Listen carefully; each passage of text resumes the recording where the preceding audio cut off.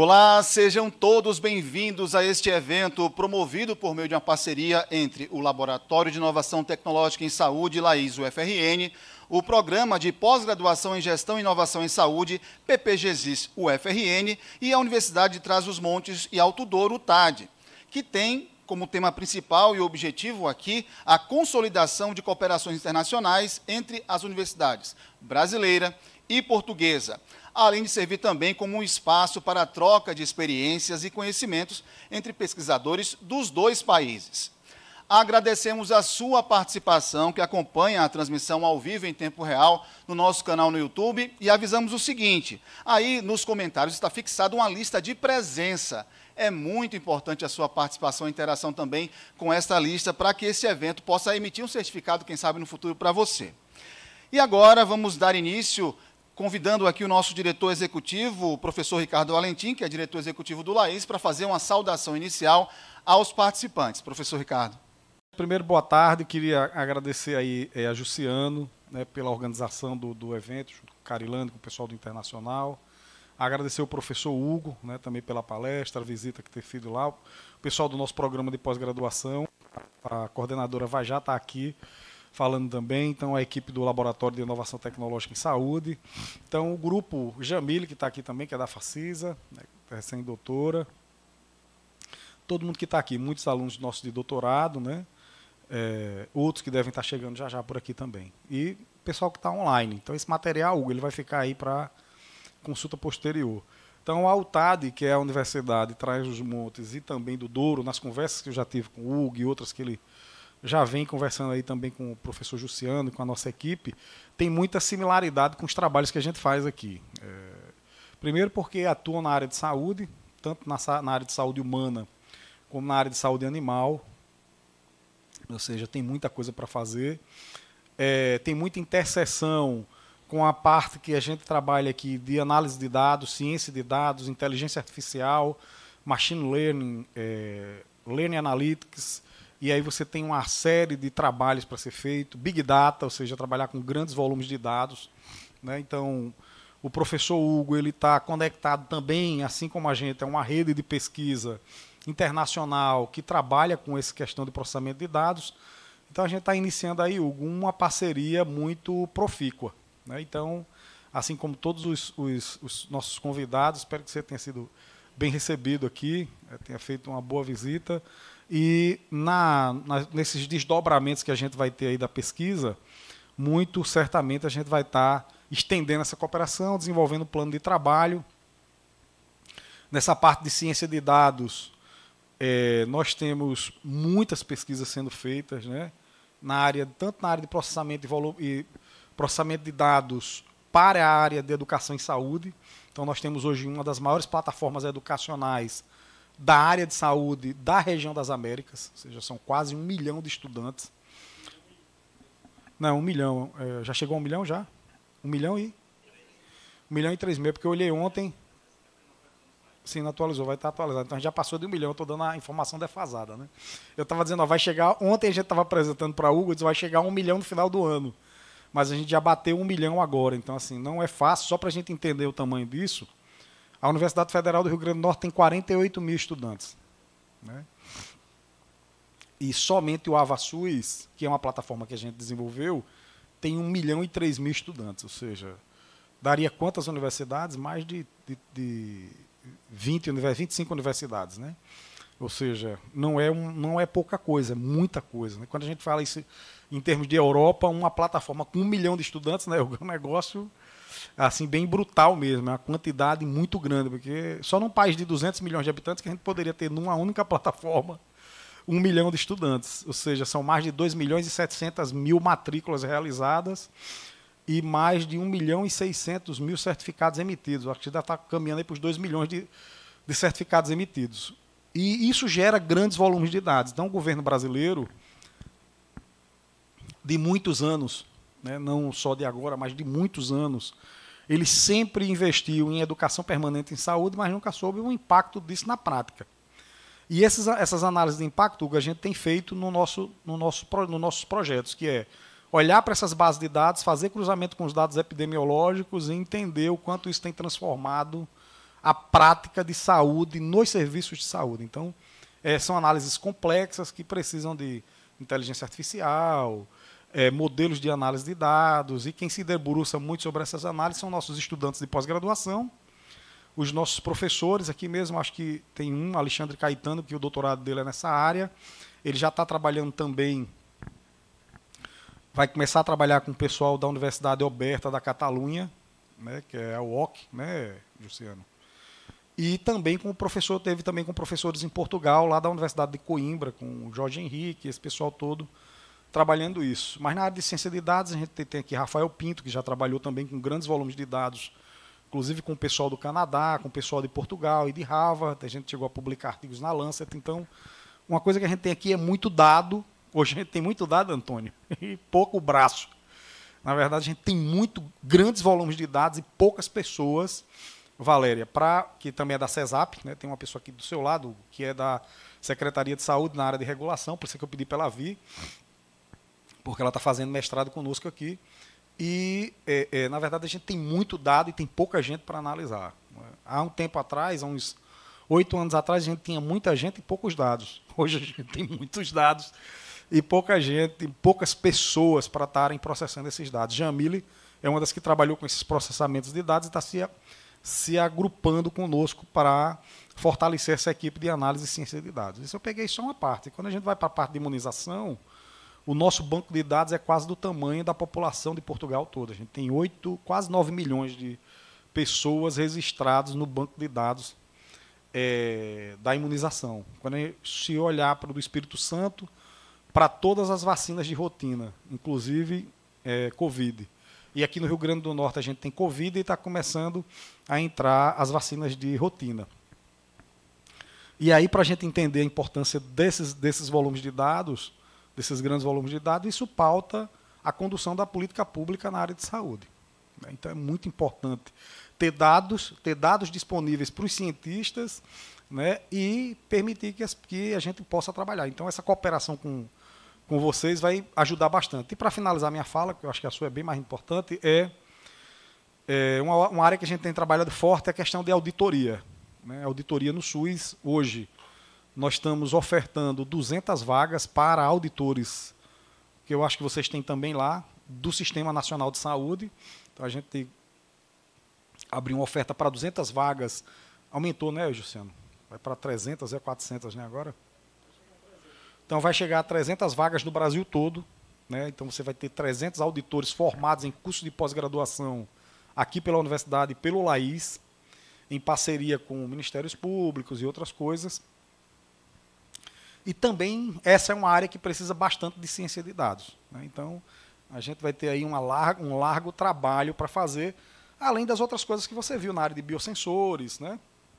Dispositivos biomédicos, que o que a gente está fazendo para a saúde humana, a gente pode trabalhar também com saúde animal. Então, não sei, tem algumas doenças aqui no Brasil que são endêmicas, como leishmaniose, né, parvovírus e outros vírus que são aqui da nossa região, que a gente pode estar desenvolvendo equipamentos para melhorar a triagem, testagem, uma série de outras coisas. Né? Então, pronto, era isso. Convidar aqui o professor, aliás, passar para a Bruna, e Bruna vai convidar a professora, nossa coordenadora, para vir falar aqui. Só um minutinho. Obrigado. Obrigado, professor Ricardo. O professor Ricardo fala muito bem sobre inovação tecnológica em saúde, e a equipe de comunicação também gosta de inovar. Estamos ao vivo, em tempo real, no Instagram e também no canal no YouTube do LAIS, então acompanhe nas duas plataformas, sem perder nenhum detalhe deste evento. Convidamos agora a professora Eleni Aires Clemente, que atua como coordenadora do PPGGIS, o FRN. É quase um trava-línguas, né, falar sobre essa sigla. Venha cá, professora. Diferente do professor Ricardo, que todos conhecem, né? Eu não sou tão conhecido aqui por vocês. Eu sou a professora Eleni Aires, sou professora da Facisa, sou nutricionista, bióloga e nutricionista de formação. E hoje eu vim trazer para vocês aqui, acredito que alguns já conheçam o nosso programa, né? O PPGGIS, que é o Programa de Gestão, Inovação e Saúde. Né? O objetivo do nosso programa é a gente, em especial, qualificar os profissionais da área de saúde. Né? E, atualmente, a gente não tem só no programa profissionais da área de saúde. Nós temos outros profissionais que desenvolvem pesquisas voltadas para a área de saúde. Então, temos 3 áreas, que é a área de ensino, gestão e tecnologia em saúde, onde os nossos alunos, né, que já são profissionais e estão no mercado de trabalho, desenvolvem os seus projetos. Atualmente, temos 2 parcerias que estão bem consolidadas, que é com a Empresa Brasileira de Serviços Hospitalares, a EBSER. O nosso edital, atualmente, conta com vagas específicas para a qualificação desses profissionais. E esse ano tem uma inovação, que é o nosso convênio, né, nossa cooperação, junto com o AudiSUS. Então, nesse edital, auditores do SUS, eles têm vagas voltadas para o nosso programa. Uma coisa que é bem especial também do programa é que esses projetos, eles estão voltados para os interesses dessas instituições. Então, os projetos, eles devem estar voltados, né, para o desenvolvimento de tecnologias voltadas para o serviço às quais esses profissionais estão inseridos. Né? E aí, neste momento agora, que é de grande importância, assim como o professor Ricardo trouxe, a gente está mudando de área, a gente está se tornando uma área interdisciplinar, visto que os nossos professores, eles são da área de tecnológica e são da área de saúde. Então, a gente desenvolve pesquisas, né, interdisciplinares e transdisciplinares, né, em conjunto. Os professores trabalham de forma conjunta, né, temos professores da área de engenharia, eu como nutricionista, fonoaudiólogo, fisioterapeuta, trabalhando em conjunto para a melhoria, né, do sistema de saúde. Tá? Então, quem quiser mais informações, conhecer mais sobre o nosso programa, a gente está à disposição, eu e o professor Adailton, nós estamos na gestão, inclusive ele pediu desculpas, está de licença capacitação e não pôde comparecer ao evento, eu vim representando o professor Adailton como vice-coordenadora. E aí, esse momento é de grande importância, já que a gente quer submeter uma PCN para um doutorado. E aí, a cooperação internacional é muito importante para o programa e para os nossos alunos, né? Para que a gente consiga desenvolver essa PCN e consigamos ter um doutorado, né, tecnológico e profissional dentro da nossa instituição. Tá bom, pessoal? Muito obrigada. Ambientes digitais para um envelhecimento ativo e saudável é o tema da palestra, que será ministrada a partir de agora pelo professor doutor Hugo Paredes, que é pró-reitor para a transição digital e modernização administrativa da Universidade de Trás-os-Montes e Alto Douro, UTAD, em Portugal. O professor Paredes desenvolve várias pesquisas nas áreas de interação pessoa-computador, com destaque para a linha Human-AI, aplicada às áreas de acessibilidade, saúde e envelhecimento ativo, além de alterações climáticas. Professor Hugo, pode chegar, seja bem-vindo. Em primeiro lugar, deixem-me começar por agradecer a forma como fui, calorosa forma como fui acolhido aqui em Natal e aqui no Laís. Agradecer ao professor Ricardo, ao professor Joaci também a fantástica recepção, e a única coisa que eu posso dizer é que receberam-me tão bem que eu senti-me em casa, e depois o risco é eu voltar várias vezes. Portanto, e isto acho que é o início de uma muito profícua colaboração, e espero que assim seja. Os meus primeiros slides não são sobre a minha apresentação, como já ver que eu mudei um bocadinho o título, mas de forma a adequarmos aquilo que eu vou falar.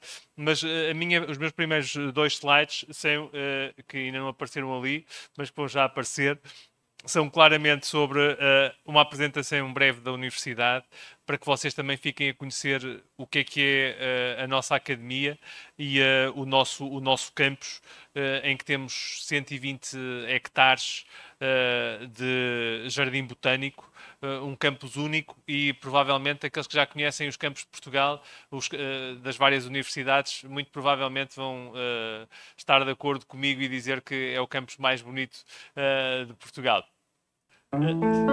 Só para vos dar aqui um amanhecer na UTAD, este é o nosso campus. São, como eu estava a dizer, 5 escolas: Ciências Agrárias, Ciências Humanas, Ciência e Tecnologia, Ciências Humanas e Sociais, e também a Escola Superior de Saúde.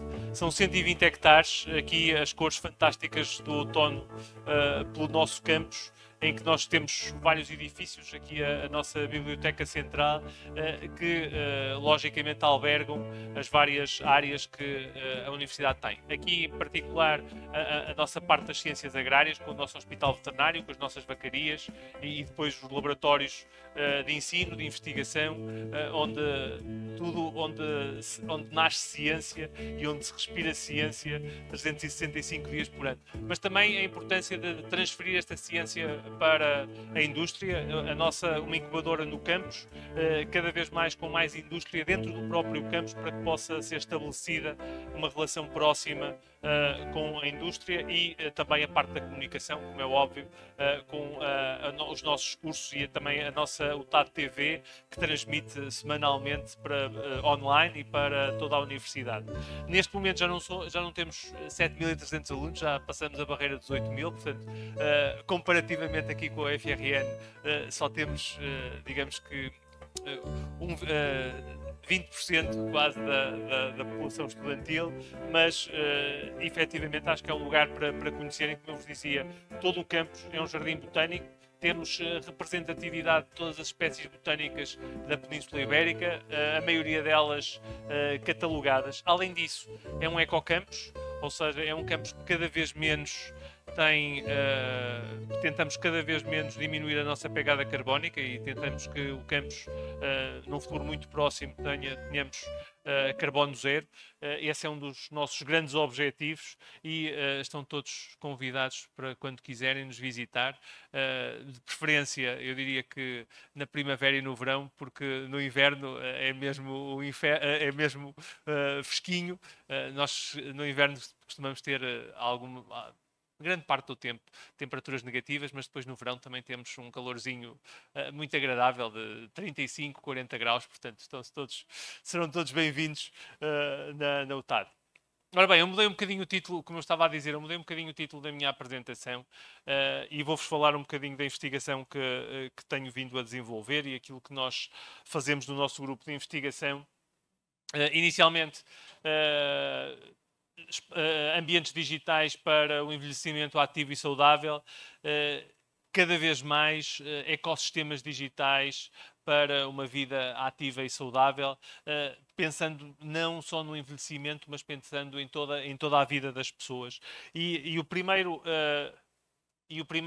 tópico que eu gostava de vos falar é a parte dos ecossistemas. E quando falamos de um ecossistema, quando falamos de um ecossistema, pensamos numa área geográfica onde nós temos animais, plantas, outros organismos, bem como o tempo, toda a paisagem, todos a trabalharem em conjunto, todos interligados de forma a que tenhamos uma bolha da vida, não é? Isto na definição não é minha, isto vem da National Geographic, esta definição de ecossistema, mas efetivamente nós quando pensamos nisto num ambiente digital, pensamos principalmente na parte de integração e da forma como os vários componentes digitais conseguem trabalhar em conjunto para encontrar um equilíbrio.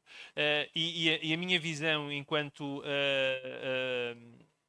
engenheiro de software, desta parte de como é que nós conseguimos transferir esta visão do mundo real na parte da tecnologia, na parte do digital, é um bocadinho procurarmos uma integração que nos permita chegar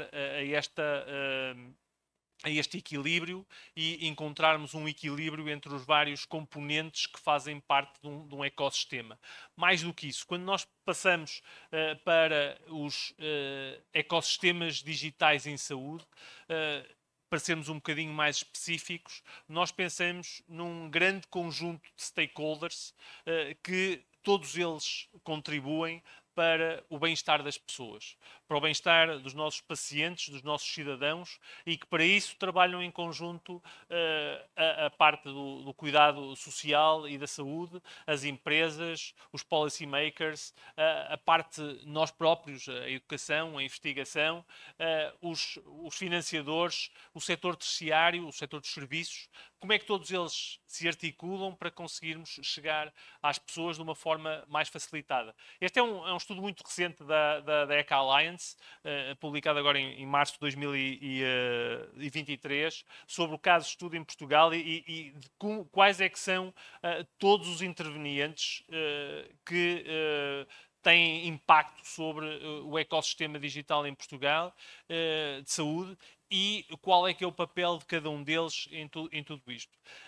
O que eu vos queria transmitir hoje aqui não é só esta questão de quem é que são os participantes em todo este ecossistema, mas sim como é que eles conseguem interagir, como é que eles podem interagir no futuro e depois chegarmos àquelas grandes questões que o professor Ricardo falava há bocadinho, de como é que nós conseguimos depois colocar todos os dados que são gerados aqui, todos os dados como é que depois eles podem dar-nos maior capacidade de decisão e podem auxiliar todos estes stakeholders de forma a potenciar uma melhor qualidade de vida, uma vida mais ativa e mais saudável para aquilo que é o centro deste nosso ecossistema, que são as pessoas, os pacientes e os pacientes cidadãos de tudo isto.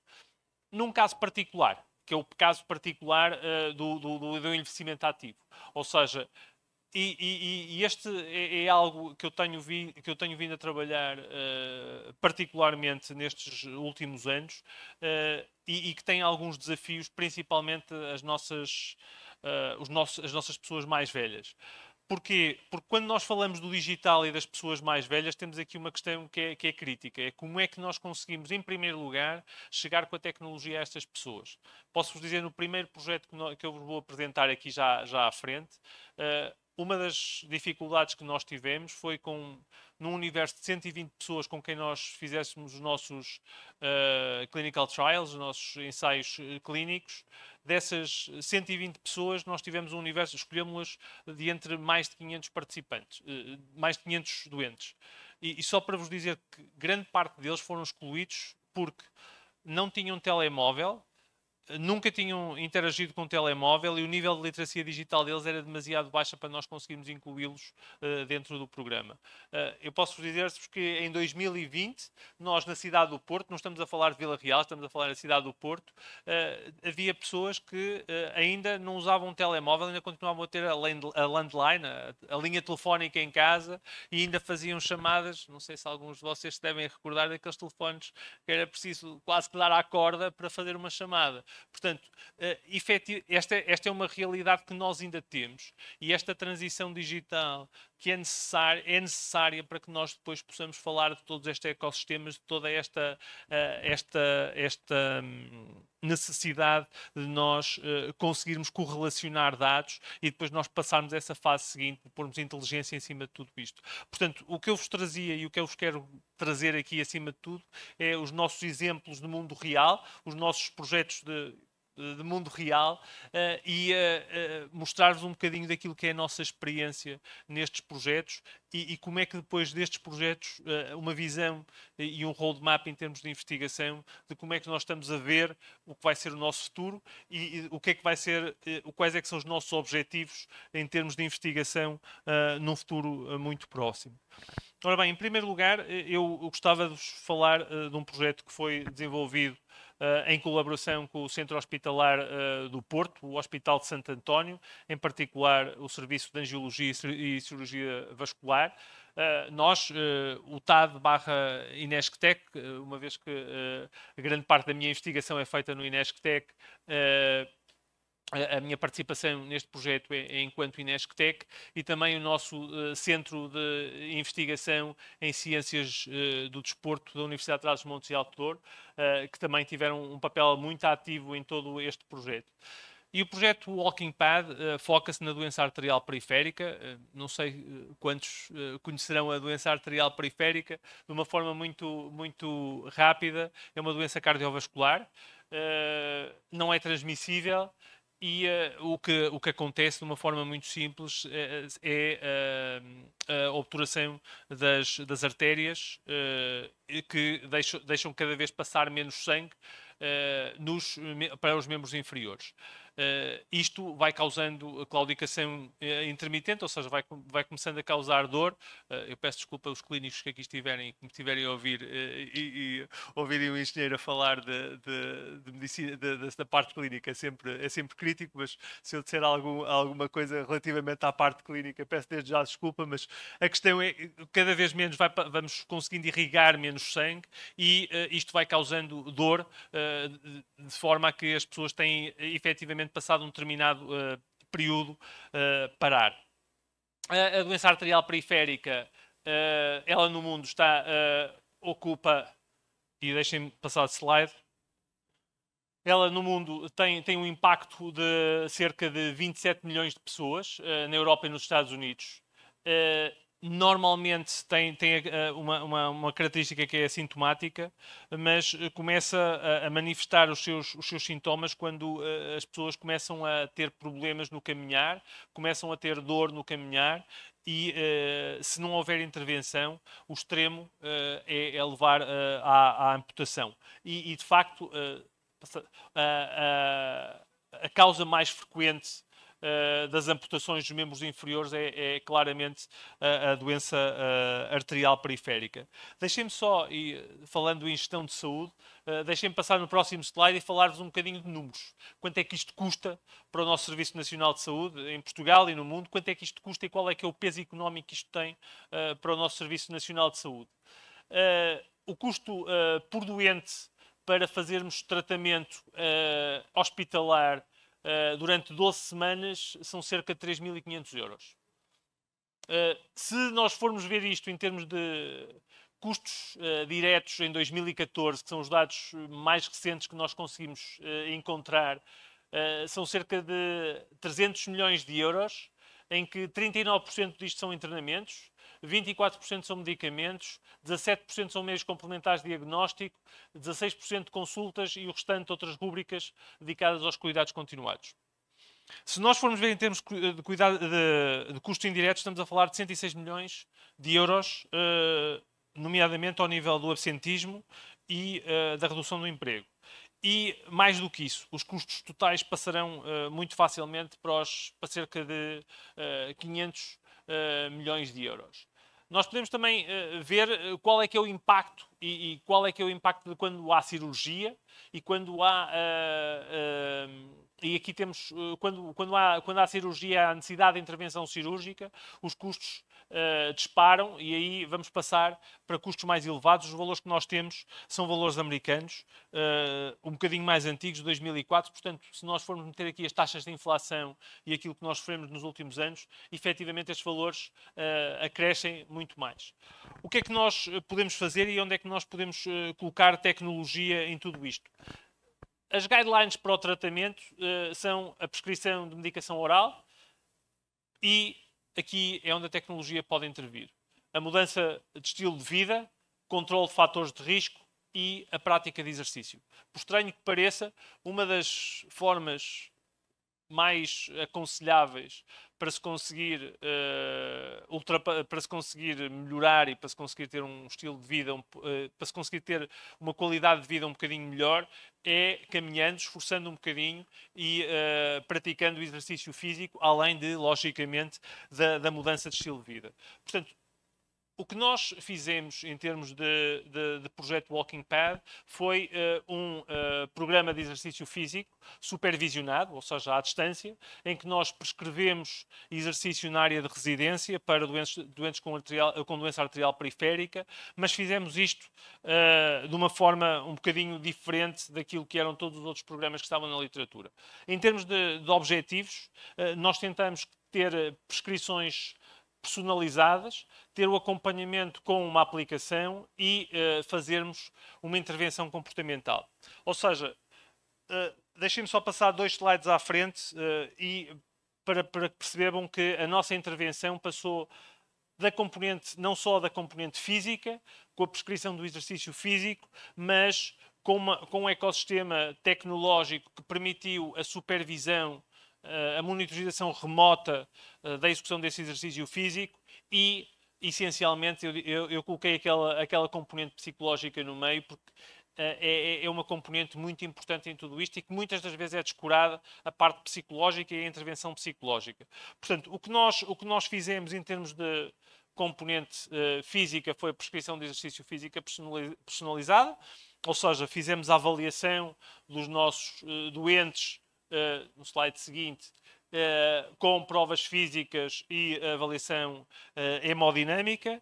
Fizemos a prescrição de exercício físico na forma de caminhadas com duração mínima de 30 minutos, 3 vezes por semana, com uma velocidade que era escolhida pelos pacientes e com um programa com uma duração de 6 meses. Esta prescrição de exercício físico foi feita numa aplicação, numa plataforma digital e não em papel como ali aparece. Portanto, isto foi feito numa aplicação com o doente, em que eram prescritos percursos pré-definidos, com uma análise da altimetria de forma a que houvesse controle do esforço que era tido pelo doente, e isto foi acompanhado de uma forte componente psicológica, com um programa de mudança comportamental muito importante. E aqui, em primeiro lugar, começamos com um conjunto de questionários, nomeadamente questionários de qualidade de vida e também de motivação, necessidades psicológicas básicas e a intenção das pessoas praticarem exercício. Mas o mais importante não foi a parte da avaliação, porque a avaliação, a única coisa que nos permitiu foi perceber para onde é que nós poderíamos ir. A parte mais importante foi a intervenção que nós tivemos. E a intervenção foi toda baseada em entrevistas motivacionais, em contactos interpessoais, ou seja, nós tínhamos uma psicóloga no hospital que telefonava todas as semanas a cada paciente que estava em intervenção. E havia um acompanhamento direto de cada paciente que estava em intervenção, com uma entrevista pré-definida, com um guião pré-definido que lhe era questionado todas as semanas, de forma a perceber como é que a pessoa estava a evoluir. Este, eu diria que é o segredo do sucesso, logicamente que associado a todo o outro acompanhamento que era feito pela parte tecnológica. Isto aparece, eu desculpem ter falado logo à partida, o contacto era feito por telefone, e o objetivo era avaliar a condição física, avaliar o estado psicológico, identificar os problemas, encontrar soluções em conjunto com a pessoa. Por outro lado, fizemos outra coisa, que é o campeonato, ferramentas motivacionais para que as pessoas pudessem estar mais motivadas para a adesão ao tratamento. Um campeonato das caminhadas, em que as pessoas estavam num estilo mais ou menos competitivo para realizarem as suas caminhadas, em que íamos fazendo a volta a Portugal. Nós temos uma estrada que atravessa Portugal de norte a sul, a Nacional 2, que tem cerca de 730 km, e o que nós íamos fazendo, íamos contando os quilómetros que as pessoas iam percorrendo, e a cada semana íamos contando, íamos dizendo, chegou à cidade X, chegou à cidade Y, chegou à cidade Z, para elas verem o progresso. Além disso, isto de uma forma individual, além disso também fizemos isto de uma forma em grupo. Ou seja, fomos andando pela Europa fora e muitas vezes a brincar, a equipa dizia que conseguimos chegar com os nossos pacientes todos a Moscovo. Foi quando começou a guerra, demos a volta e voltamos e viemos todos embora a bater em retirada quando começou a guerra, que foi o melhor que nós fizemos. Portanto, também fizemos aquela parte da volta à Europa. E depois, outra componente que também tem um papel crucial, que é a educação dos nossos doentes para a doença. Os doentes saberem que doença têm e saberem o que é que têm que fazer para combater a doença. Acima de tudo, isto é essencial ao nível da mudança dos estilos de vida. Só para vos dar uma ideia, quase 99% dos nossos doentes são fumadores. O principal fator de risco na doença arterial periférica é serem fumadores. Portanto, eles têm claramente que mudar de estilo de vida, mas só mudam de estilo de vida se souberem a doença que têm, se souberem o que é que está a causar a doença e se estiverem devidamente educados nesse sentido. Fizemos um booklet educacional, fizemos um conjunto alargado de vídeos para que eles pudessem visualizar. Esses vídeos estão disponíveis no YouTube, no canal do hospital, e além disso fazíamos encontros com doentes periódicos. Esta é a parte em que juntávamos os doentes todos no auditório e conversávamos com eles, mas além disso depois íamos lanchar, íamos dar um passeio com eles e íamos conversar com os doentes para perceber o que é que os motivava para o tratamento. E depois temos a componente que é mais o meu trabalho em tudo isto, que é a parte da componente digital. Ou seja, de fornecermos ferramentas digitais para potenciar tudo isto. Reparem, a parte digital é só um dos fatores e é só um dos pilares de todo este projeto. E aqui no ecossistema digital o que nós tínhamos era uma aplicação móvel, que ela está disponível na Google Store, em que o doente tinha a sua prescrição, ou seja, tinha as caminhadas que tinha que fazer, tinha a sua monitorização de uma forma muito simples, sabia quantas caminhadas é que tinha que realizar e conseguia automonitorizar-se e nós também conseguíamos fazer a equipa clínica conseguia fazer a supervisão. Conseguia fazer a supervisão através de uma plataforma web onde fazia toda a gestão das prescrições e dos doentes. Só aqui, portanto, nós tínhamos o percurso que era feito pelas pessoas e uma nota é que nós registamos quando é que as pessoas começavam a sentir dor. E sabíamos quais é que eram os percursos que elas faziam até sentirem dor. Aquela mensagem aparecia sempre que a pessoa parava. Ou seja, se a pessoa parasse, era preciso que ela indicasse se parava por causa de dor ou se parava porque tinha encontrado um amigo e aprecia estar a conversar com ele, se parava porque parou num semáforo e tinha que atravessar a rua, etc. Portanto, havia aquela interação com a pessoa e depois, no final, tínhamos as mensagens motivacionais para que a pessoa pudesse dar o seu feedback sobre a caminhada e fechar a caminhada. Mas deixem-me só terminar de falar do projeto Walking Path, que eu acho que, mostrando-vos uma reportagem que a SIC, uma das nossas televisões, fez em maio de 2021 connosco, e que mostra algo que eu acho que é o mais importante de todos estes projetos e toda a investigação que nós fazemos, que é o impacto que estes projetos têm nas pessoas, na qualidade de vida das pessoas e que representam também o testemunho das pessoas sobre aquilo que é o trabalho que nós fazemos, que nós desenvolvemos e que não deixamos ficar este trabalho nos laboratórios. Eu acho que esta é uma mensagem importante que eu gosto sempre de transmitir nestes momentos. É o nosso trabalho em termos de investigação não é para ficar nos laboratórios, é para chegar às pessoas, é para ter impacto na vida das pessoas e este vídeo mostra claramente isso. Daniel Ribeiro tem 60 anos, combateu um cancro em 2004 e há 9 meses começou a ter dores graves nas pernas enquanto caminhava. Após ter sido diagnosticado com a doença arterial periférica, fez fisioterapia durante 3 meses, mas o problema manteve-se. Caminhava 100, 200 metros, tinha que parar com umas dores muito fortes na panturrilha e um ardor aqui na parte da coxa. E passado, penso eu, mais ou menos março, finais de março, perguntaram-me se eu estava interessado em fazer parte deste programa. No momento atual consigo andar 50 minutos sem ter necessidade de parar, sem dor. Uma melhoria considerável graças à aplicação Walking Path, desenhada por investigadores do Instituto de Engenharia de Sistemas e Computadores do Porto. O objetivo é estudar e desenvolver um programa de exercício em ambulatório para a educação e corresponsabilização do doente. A doença arterial periférica é uma manifestação da doença cardiovascular.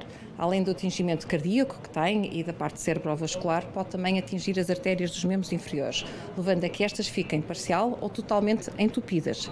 Isto faz com que não chegue o sangue às pernas dos doentes, colocando em risco a sua existência. Nós conseguimos introduzir na aplicação coisas muito específicas que permitissem aos nossos utilizadores seguir o seu percurso e fazer a sua automonitorização e, logicamente, conseguir perceber qual é que era o seu progresso. Com supervisão remota, a tecnologia permite que o programa de reabilitação seja feito na zona de residência do doente, ou seja, não tem de se deslocar ao hospital.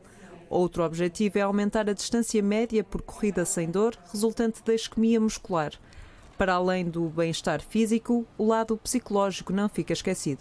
O objetivo é, de facto, que as pessoas desenvolvam uma motivação mais intrínseca que vai garantir que o comportamento não seja só adotado a curto prazo, mas seja também mantido. Da nossa vontade de não querer mais uma vida sedentária, deixar de fumar e uma alimentação equilibrada, eu acredito que ainda vou ter muitos anos para poder gozar a vida. Se os tratamentos forem cumpridos, há uma diminuição significativa do número de doentes a precisar do tratamento cirúrgico.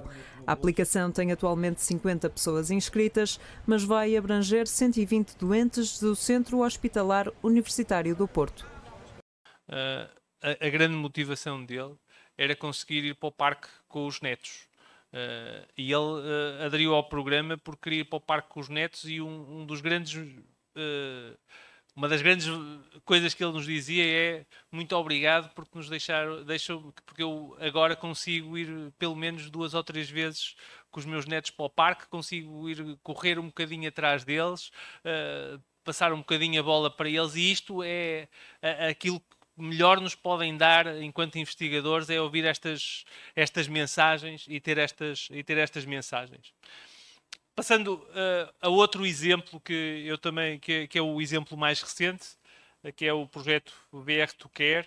É um projeto europeu, o qual é liderado por mim, e é um projeto de cerca de 2,5 milhões de euros e que envolve mais do que instituições de investigação, também muita indústria, para que nós consigamos chegar ao mercado com algo que nós perseguimos há alguns anos. E este projeto, deixem-me começar pela gênese dele. Nós há cerca de 10 anos nós começamos fazíamos investigação e fazemos investigação há mais de 10 anos em ambientes virtuais, em mundos virtuais. Começamos com o Second Life, não sei se alguém conhece o Second Life. Do Second Life, nós não usávamos o Second Life propriamente dito, nós utilizávamos uma versão open source, que era aquilo que a parte da investigação usava bastante mais, o Open Simulator, e fomos desafiados pela PT Inovação, na altura PT Inovação, hoje em dia Altice Labs, a perceber se estes ambientes, e nestes ambientes nós podíamos usá-los como um ginásio virtual, em que as pessoas se mexiam, nós tínhamos avatares lá no meio a mexerem-se como as pessoas se mexiam, utilizar câmaras de profundidade para capturar os movimentos das pessoas e fazer o embodiment, o puppetering dos avatares com base naquilo que era o movimento das pessoas. Nós conseguimos, se calhar deixar ficar um bocadinho mais no outro, nós conseguimos na altura, isto em 2014, a publicação daquele artigo, fazer um demonstrador. E, além do demonstrador, conseguimos fazer uma coisa, testes com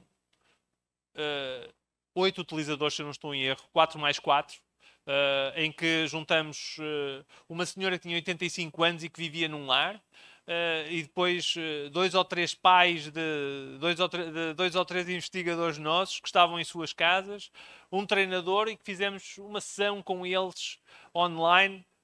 Cada um estava no seu sítio com estas pessoas. A nossa treinadora lá dava os exercícios: levantem as mãos, baixem as mãos, mãos para o lado, mãos para o outro, mexam-se para a direita, mexam-se para a esquerda. E sempre que nós chegámos ao final destas sessões, a palavra destas pessoas era: ok, muito obrigado, e quando é que é a próxima sessão? Podemos marcar já? Era uma prova de conceito. Para aqueles que experimentaram na altura o Second Life e o OpenSim, sabem a complexidade que era utilizar aquele cliente e a complexidade que era fazer o setup de todo um sistema deste género, e logicamente eles não tinham autonomia para fazer isto sozinhos. E o nosso objetivo, que nós andamos a perseguir durante 10 anos quase, foi financiamento para pegar numa prova de conceito e fazer com que essa prova de conceito chegasse ao mercado, para que eles tivessem um dispositivo em casa em que carregassem num só botão e automaticamente pudessem ter o ginásio, em que eles pudessem, não era só praticar exercício físico, era falar uns com os outros, era conversarem uns com os outros, era socializarem e era conseguirem quebrar a barreira do isolamento. Porque mais do que a parte física, há também uma parte social muito forte em tudo isto. E foi isto que motivou aquilo que é hoje em dia o VR2Care e é esta a motivação que está por trás do VR2Care. Não é só nós termos estes espaços multi-utilizador em que nós temos toda esta dinâmica de criar os ginásios virtuais multi-utilizador, mas é mais do que isso, é criarmos espaços em que as pessoas podem socializar, podem conversar umas com as outras, podemos quebrar a barreira do espaço e do espaço físico e podemos juntar pessoas através da tecnologia. Este é claramente um dos nossos grandes objetivos e criarmos ferramentas para a socialização e para a atividade física. Portanto, nós no VR2Care, em termos de objetivos, temos integrar uma componente tecnológica, com uma componente clínica e uma componente social, através de todo este ecossistema digital, criar ferramentas para socialização online, explorando tecnologias interativas e criar medidas para o engagement dos utilizadores, para o compromisso, para conseguirmos efetivar e termos impacto na qualidade de vida das pessoas. Quem é que são os nossos stakeholders e de que forma é que todos eles interagem? Desculpem lá daquela parte ali que está um bocadinho comida, aqui no meu está um bocadinho melhor. Os nossos utilizadores primários são pessoas mais velhas, mais de 65 anos. Depois temos os seus cuidadores, formais e informais, amigos, família, a comunidade que os ajuda, os nossos utilizadores secundários e depois todos os fornecedores de serviços que são os nossos utilizadores terciários. Mas nada melhor do que, deixem-me só, para não me alongar muito, deixem-me partilhar um exemplo de como é que tudo isto funciona e como é que nós temos todo este projeto a funcionar. Em primeiro lugar, temos uma senhora, a Anne, de 77 anos, vive sozinha, tem um cão, recebe várias vezes a sua família em casa, nomeadamente os seus netos. Há 3 meses partiu uma perna, teve que ser, não foi intervencionada, mas teve que ser internada num centro de reabilitação para conseguir, porque já não tinha autonomia para ficar em casa sozinha. Durante um mês teve com algumas limitações. Passado um mês começou a fazer reabilitação, ou seja, começou a fazer fisioterapia de recuperação da sua perna e as sessões de fisioterapia eram com o fisioterapeuta, ao que passado um mês depois começou a fazer essas sessões de fisioterapia 3 vezes por semana, acompanhadas de sessões de ginásio com mais um conjunto de velhinhos no centro de reabilitação e, uma vez que tinha o seu quarto particular no centro de reabilitação, também fazia alguns exercícios que eram recomendados. Só uma nota relativamente à Anne. A Anne é uma pessoa, apesar dos seus 77 anos, é uma pessoa com uma elevada literacia digital, tem smartphone, joga PlayStation com os netos, no smartphone utiliza aplicações como WhatsApp e outras coisas, e este é um fator importante para que ela possa ser um embaixador da tecnologia e possa ser um exemplo a citar enquanto embaixador da tecnologia. A Anne quer voltar a casa e para voltar a casa nós vamos instalar o VR2Care em casa. Próximo, se não se importar, e vamos instalar o VR2Care em casa. E para ter o VR2Care em casa, o que é preciso fazer? É preciso criar e permitir que a Anne possa ter exatamente o mesmo plano que ela tem na clínica de fisioterapia, tê-lo em casa através de uma ferramenta digital. Ou seja, criar-lhe uma prescrição em que se possa ser receitado quantas vezes é que ela vai fazer as sessões individuais, quantas vezes é que vai ter as suas sessões síncronas com o seu treinador, neste caso com o seu fisioterapeuta, quantas vezes é que vai ter as suas sessões de ginásio e que medições é que ela pode ter complementares em termos clínicos, nomeadamente pressão arterial, glicémia, oxigenação, etc., que possam complementar todos estes dados. Vai-lhe ser instalado o sistema em casa e ela vai ser uma embaixadora desta tecnologia, utilizando este plano de reabilitação. Como é que ela vai fazer? Como é que isto vai ser? O que é que vai acontecer? Em casa da Anne vai ser montada uma caixinha, é um pequeno computador, com um processador um bocadinho mais avançado com o Raspberry Pi. A caixinha só tem um botão para pôr on e off. Uma câmara também vai ser instalada e tudo isto vai ser ligado à televisão da AN, porque todos os nossos idosos, o que eles têm acima de tudo é uma relação muito estreita com a sua televisão. Portanto, isto vai ser disponibilizado na televisão da AN, e quando a AN clica no botãozinho para ligar a caixinha, o que lhe vai aparecer é isto que aqui está, ou seja, o VR2Care. A AN vai conseguir interagir com a televisão, com o VR2Care apenas com gestos. Portanto, a mãozinha que vocês estão ali a ver é a mãozinha da AN a ir para cada um dos botõezinhos. Se ela clicar neste botão aqui, ela vai para os jogos individuais que vocês ali veem, e no momento certo em que a AN tem uma sessão síncrona marcada, este botão vai passar a azul e ela vai poder entrar então no ambiente multiutilizador e vai poder fazer as suas sessões no ambiente multiutilizador. Se calhar, quando eu falei que a AN tinha um cão, e eu pedi ao slide seguinte, quando eu falei que a AN tinha um cão, vocês acharam muito estranho eu estar a falar do cão. Não foi estranho eu estar a falar do cão, porque o cão tem um papel importante aqui. Enquanto a AN está a fazer exercícios, imaginem que o cão se aproxima e que fica ali paradinho ao lado dela, sentadinho. A AN não dá conta, tropeça no cão, cai, e logicamente que temos um problema sério. Por causa disso mesmo, o nosso sistema, além da câmara que vai ser instalada em cima da televisão, tem uma segunda câmara, que é uma câmara de supervisão, que detecta os obstáculos, e caso na área em que a AN está a fazer exercício apareça o cão ou apareça um obstáculo que possa causar algum dano ou que represente perigo para a AN, automaticamente o sistema vai parar, vai lhe dizer que toda a área onde ela deveria estar a fazer exercício tem um obstáculo e, por favor, para ela remover o obstáculo e ela voltar. Além disso, temos também uma aplicação móvel onde são registados todos aqueles valores, nomeadamente a glicémia, a pressão arterial, etc., que podem ser feitos de uma forma manual ou então com dispositivos conectados, o que acontece em grande parte dos casos.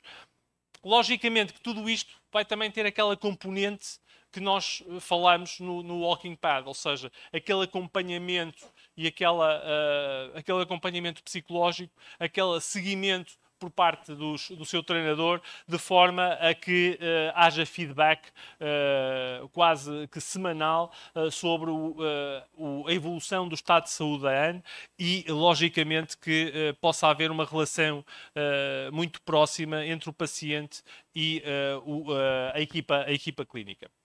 Este projeto vai ser, estamos neste momento a começar o deployment de todo o projeto nos nossos 4 pilot sites. Os 4 pilot sites, um em Portugal, a Orange Cheira de São Francisco no Porto, outro na Holanda, a Tante Louise, e depois 2 em Itália, a Universidade de Nápoles e a Cooperativa Social COS em Ancona. E nós esperamos efetivamente que este projeto que venha a demonstrar a capacidade de nós termos todo um ecossistema que funciona de uma forma mais ou menos autónoma para as pessoas e para a sua utilização, para a prática de exercício físico supervisionado em casa e além disso, que permita também a introdução de todas estas tecnologias de realidade virtual no cotidiano destas pessoas. Deixem-me só uma nota final sobre aquilo por onde eu comecei. Eu comecei a falar de ecossistemas de saúde digital, de envelhecimento ativo e saudável, ou melhor dizendo, de vida ativa e saudável, e de como é que tudo isto se liga. E, acima de tudo, eu vejo isto como nós termos uma base comum, ou seja, termos um ground zero em que nós conseguimos interligar todas estas aplicações. E, acima de tudo, é preciso encontrarmos pathways, é preciso encontrarmos caminhos para interligar todas estas aplicações e para conectarmos todas estas aplicações. Porque os dados que cada uma destas aplicações geram individualmente são completamente diferentes do que se nós conseguirmos correlacionar esses dados. Se nós conseguirmos correlacionar os dados da aplicação do exercício físico com a aplicação das leituras clínicas, com a aplicação da toma dos medicamentos, com a aplicação da nutrição. Se nós conseguirmos correlacionar todos estes dados, o que nós vamos ter é algo completamente diferente do que se virmos cada uma destas coisas individualmente. Na Europa começa a nascer uma coisa, eu não sei como é que está aqui no Brasil, que são as digital medical devices, ou seja, as aplicações móveis certificadas que podem ser receitadas, que podem ser prescritas pelo pessoal, pelos clínicos, ou seja, pelos médicos, e podem ser depois, as pessoas podem ser reembolsadas do valor das aplicações. Agora, estas aplicações são prescritas de uma forma isolada, desde que elas sejam certificadas. Mas se nós olharmos para elas de uma forma isolada, nunca vamos ter um ecossistema. E nunca vamos conseguir ver a correlação destas comorbilidades. Agora, se nós conseguirmos ver isto de uma forma integrada, podemos receitar aplicações, podemos receitar formas digitais de uma forma integrada e ver tudo isto de uma forma integrada e de uma forma a conseguirmos o equilíbrio. Aliás, nós hoje de manhã falávamos de algumas situações em que é o protocolo A, é o protocolo B, é o protocolo C e depois quando nós temos os protocolos todos, não é? Como é que nós conseguimos correlacionar os protocolos? Vamos mandar fazer as pessoas 3 vezes a mesma coisa porque temos 3 protocolos? Se nós tivermos uma visão global e integrada de tudo isto, nós só vamos fazer uma vez. E mais do que isso, vamos conseguir personalizar, vamos conseguir olhar para isto de uma forma individual e vamos prescrever a cada pessoa aquilo que ela prefere, aquilo que ela tem necessidade e vamos conseguir criar estes caminhos digitais individuais. Logicamente que isto traz desafios, muitos. Traz desafios de privacidade, traz desafios de standardização, de integração e traz desafios de análise de dados, de resultados em termos de análise de dados, da forma como nós apresentamos esses dados, principalmente em questões de transparência da inteligência artificial, explicação de como é que os algoritmos de inteligência artificial chegam aos resultados que chegam e depois, logicamente, de confiança nesses resultados, de confiarmos nos resultados que a inteligência artificial nos dá e também do papel humano, sobretudo, do controle do papel humano sobre todo este fluxo. Portanto, era um pouco isto e era com isto que eu queria terminar para deixar ficar a discussão e agora o último slide já é outra vez igual ao primeiro, portanto para com isto ser digamos o tema para nós podermos conversar um bocadinho nos próximos minutos. Muito obrigado e espero que não me tenha estendido demais relativamente ao meu tempo.